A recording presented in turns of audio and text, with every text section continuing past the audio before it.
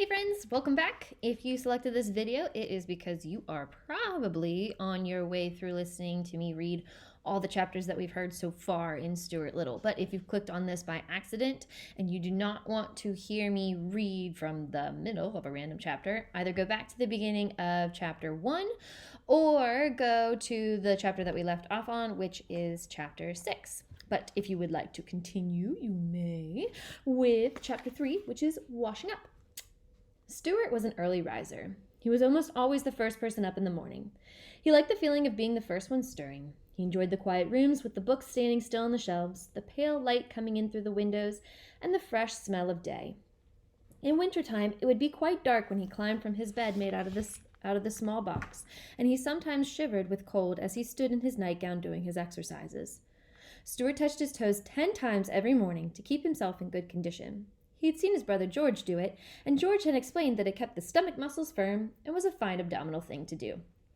After exercising, Stuart would slip on his handsome wool wrapper, tie the cord tightly around his waist, and start for the bathroom, creeping silently through the long, dark hall, past his mother and father's room, past the hall closet where the carpet sweeper was kept, past George's room, and along by the head of the stairs till he got to the bathroom. Of course, the bathroom would be dark too, but Stuart's father had thoughtfully tied a long string to the pull chain of the light. The string reached clear to the floor. By grasping it as high up as he could and throwing his whole weight on it, Stuart was able to turn on the light. Swinging on the string this way, with his long bathrobe trailing around his ankles, he looked like a little old friar pulling the bell rope at an abbey. To get to the wash basin, Stuart had to climb a tiny rope ladder which his father had fixed for him.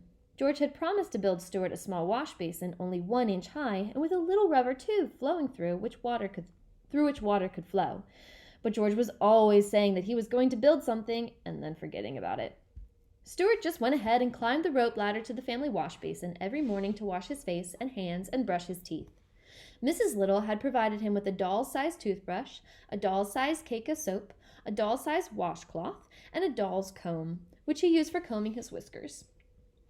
He carried these things in his bathrobe pocket, and when he reached the top of the ladder, he took them out, laid them neatly in a row, and set about the task of turning on the water. For such a small fellow, turning on the water was quite a problem. He had discussed it with his father one day after making several unsuccessful attempts.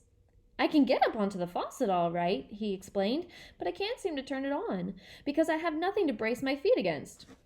"Yes, I know," his father replied. "That's the whole trouble." George, who always listened to conversations whenever he could, said that in his opinion they ought to construct a brace for Stuart, and with that he got out some boards, a saw, a hammer, a screwdriver, a bradawl, and some nails, and started to make a terrific fuss in the bathroom, building what he said was going to be a brace for Stuart.